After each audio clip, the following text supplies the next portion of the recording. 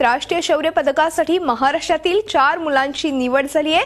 त्यातील गौरव कौडजी सहस्त्रबुद्धे या नागपूर येथील विद्यार्थ्याला मरणोपांत शौर्य पुरस्कार जाहीर झालेला आहे आणि त्याने बुडत असलेल्या 4 खांगरे यांनीही पुरामध्ये इतर मुलांना वाचवल्यामुळे 26 जानेवारी रोजी पंतप्रधानांच्या उपस्थितीत त्यांना शौर्य पुरस्कार दिला जाणार आहे। आणि ह्याच बालवीरांशी चर्चा केली आमचे प्रतिनिधी रामराजेश शिंदे यांनी।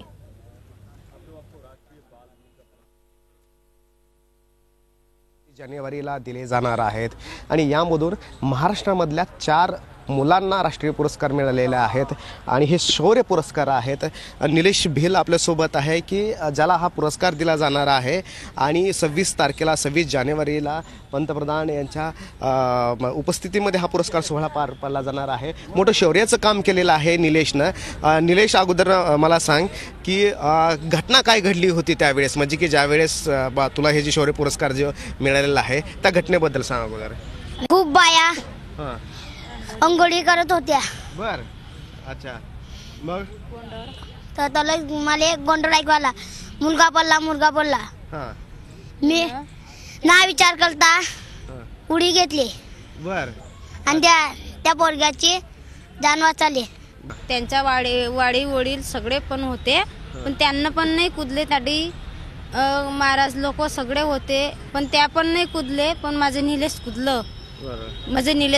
पण कसं कुदलं की त्यांच्या आईकडे बघताना कुदलं की आई तू जर कधी मी पडता माझी हेप बी कोणी करता, म्हणून मी त्यांची हेप करली।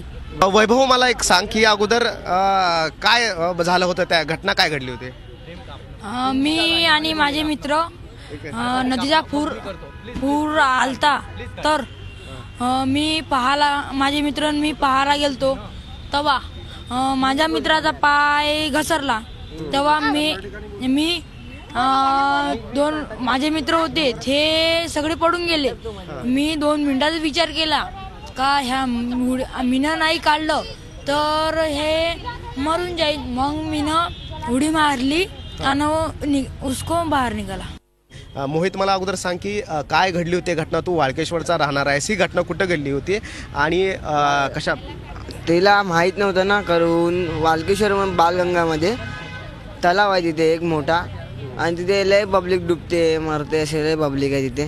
तर त्या पोरीला माहीत नव्हतं करून पुढे खोल आहे करून। तिला मी बोललो पण पुढे नको जाऊ करून पुढे खोल आहे, तर ती ऐकली नाही माझं। तर मी तिला बोललो पण 2दा बोललो तर ऐकली नाही। तर मी बोललो जाऊन द्या, तर सोडत मी पण आंघोळीच करत होतो तिकडे तिच्या त्या साईडला। तर ती हळूहळू पुढे गेली तर ती डुबायला लागली। ती बोलली बच्चा। तर मी तिथे गेलो, तिला वाचवलं, नंतर पुढे तिला वरती आणलं। वाळकेश्वरच्या तलावामध्ये जी मुलगी बुडत होती तिला वाचवलेलं आहे आणि म्हणूनच याला हे पदक देण्यात येणार आहे। रामराज शिंदे, झी मीडिया, दिल्ली। झी 24 तास रहा एक पाऊल पुढे।